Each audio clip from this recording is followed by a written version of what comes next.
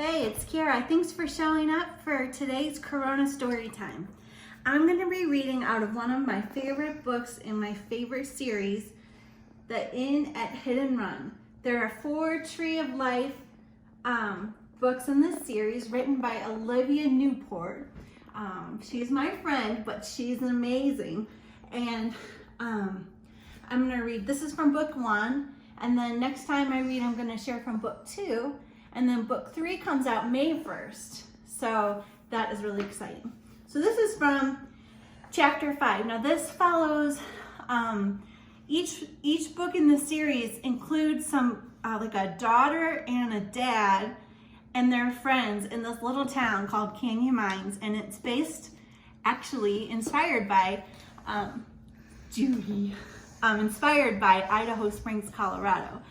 And in here we're gonna learn about Carolyn, who's actually based on Connie, my chocolate lady. So I hope you like this and I hope you get a sense of this.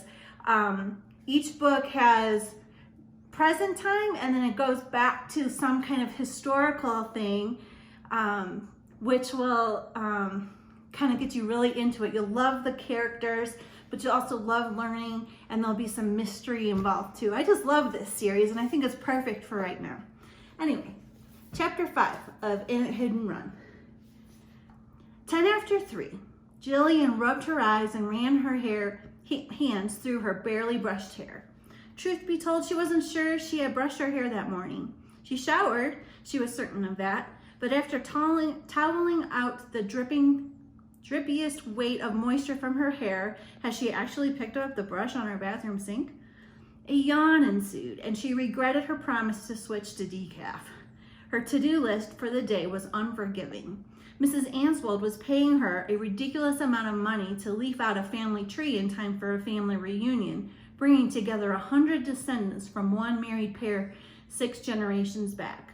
Jillian had intended to say no on the simple grounds that the request had come too late for the deadline and the amount of work already on her desk. Somehow she said yes, and she couldn't back out now. Instead, she would have to pretend she was 10 years younger and could get by on coffee instead of sleep. Except for that promise about decaf. For now, she wandered into the kitchen, pausing at the coffee station long enough only to pick up the mug she'd used that morning and move it to the sink. It was a squat-shaped thing she'd taken from the cabinet, doubtful it would become her new favorite. The handle wasn't right, but at least she'd give it a fair chance. For now, a cold beverage, even a simple glass of water poured over ice, could help, especially if she threw it straight at her own face. You need a break. Jillian jumped.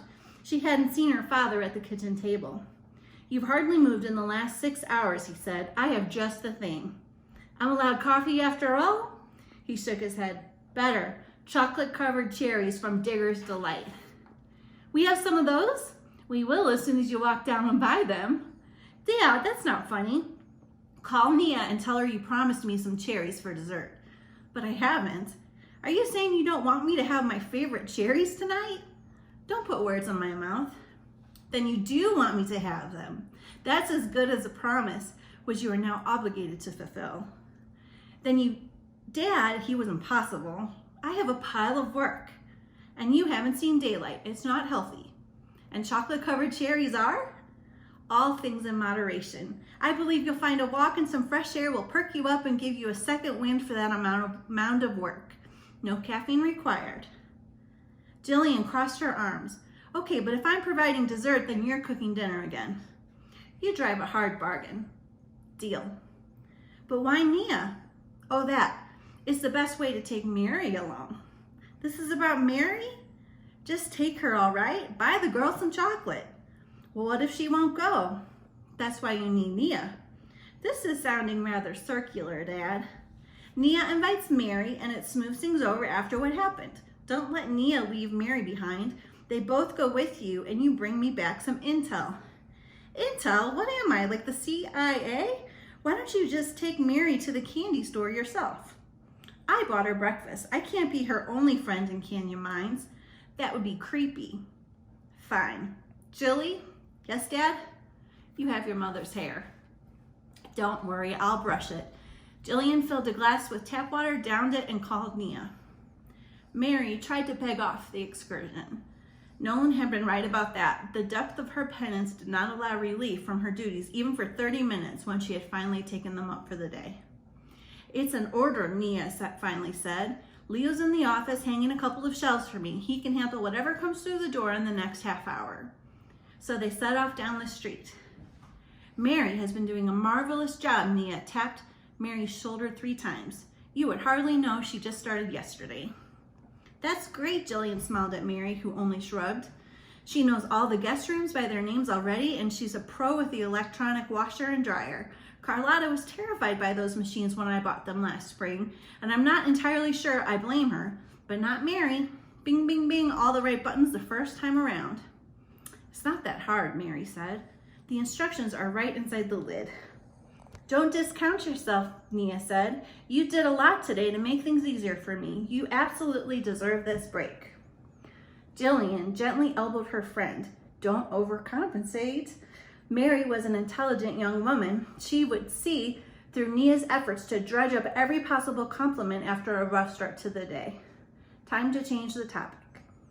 "Carolyn's family has been in Canyon Mines since the mining days in the late 19th century, Jillian said. "A lot of families around here have long ties to the area. She's been making candy for decades. If you're a history buff at all, you'll find the building interesting." "It's the old town livery, right?" Mary said. "I do find very interesting, actually." Nia glanced at Jillian. "How did you know that, Mary?" Mary shrugged. "It just popped into my head. I must have read it somewhere, probably a brochure. I picked up a few when I first came into town yesterday." Nia shook her head. "I don't think so. I've heard Carolyn mention that fact occasionally, but it's not in the standard tourist materials." "It could be," Jillian said.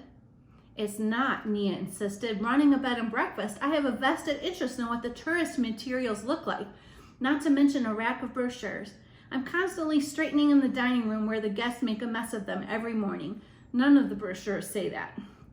Mary's eyes bulged as her lips pressed closed. "It's not a secret. A lot of people know," Jillian said. "Does it matter where she heard it?" "I guess not," Nia said. "Back off, Nia. Don't make her bolt again before we get a chance to help." "Mary, are you a milk chocolate fan or a dark chocolate fan?" Jillian changed the subject once again. "Or white. Carolyn makes that too, though most people don't consider that real chocolate." "I guess I'd have to say milk chocolate when I have the choice," Mary said. "My brother thinks the whole world should be in love with dark chocolate. No matter how many times I say I don't care for it, he sticks it in front of my face anyway." "Well, nobody is doing that today," Jillian said. "My dad and I are pretty evenly split on these things, so I usually buy a mixture. As long as I go home with something that has cherries in the middle, he's happy." "Here we are." Nia pulled open the door and let Mary step through. Jillian hung back long enough to glance at the plaque on the building summarized its history. It said nothing about the structure ever having been a library. So where did Mary pick up that true but obscure to newcomers fact?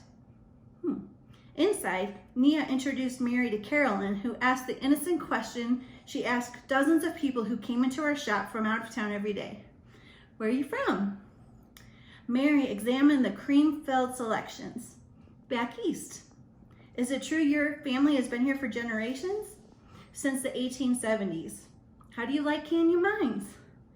Mary smiled at Carolyn. "Have you ever thought of living somewhere else?" "Never. This is my home. Have you been here before?" Mary drew a finger along a seam in the glass case. "Did you learn to make chocolate from someone in your family?" "My mother." "What kind of chocolate do you like?" "Milk chocolate." "With fillings or just straight chocolate?" Mary tilted her head, pushing her jaw forward. "Some of both, I guess." Jillian listened and observed. Intel, after all.